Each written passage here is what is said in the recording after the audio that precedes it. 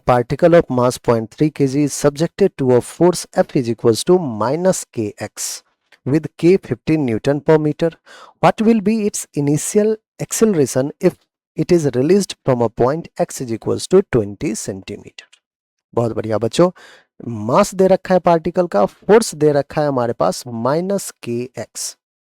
ठीक है, अब कह रहा है कि के की वैल्यू भी पता है अपने को और एक्स जो है वो दे रखा है 20 सेंटीमीटर। कह रहा है कि इनिशियल एक्सेलरेशन फाइंड करना है।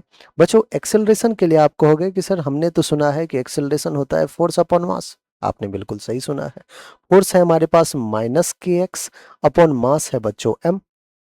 अब बच्चों ध्यान समझिएगा, जैसे जैसे x की वैल्यू चेंज होगी वैसे वैसे एक्सेलरेशन भी चेंज होगा। इसलिए आपसे क्या पूछ रहा है वो कि हमें बता दो इनिशियल एक्सेलरेशन, और इनिशियल एक्सेलरेशन पूछ रहा है आपसे तो उसे बताना भी पड़ेगा कि इनिशियली जो है पार्टिकल को आपने कहाँ से रिलीज किया है, तो x की वैल्यू भी देना पड़ेगा। उसने कहा कि लो x की वैल्यू भी 20 सेंटीमीटर दे रहा हूं मैं।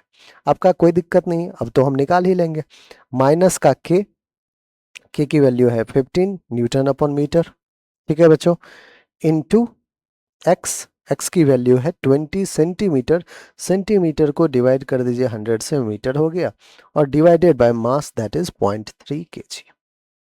बच्चों 21 जा 25 जा 5 1 जा 5 3 जा, सो एक्सेलरेशन जो आ रहा है वो माइनस का 3 अपॉन 0.3। 0.3 को मैं क्या 3/10 लिखूं, अगेन 3 ने 3 को कैंसिल किया। सो एक्सेलरेशन क्या आ रहा है बच्चों, माइनस का 10 मीटर पर सेकेंड स्क्वायर। हमें मैग्नीट्यूड बताना था बस, तो मैग्नीट्यूड ऑफ एक्सेलरेशन ए कितना आ जाएगा 10 मीटर पर सेकेंड स्क्वायर।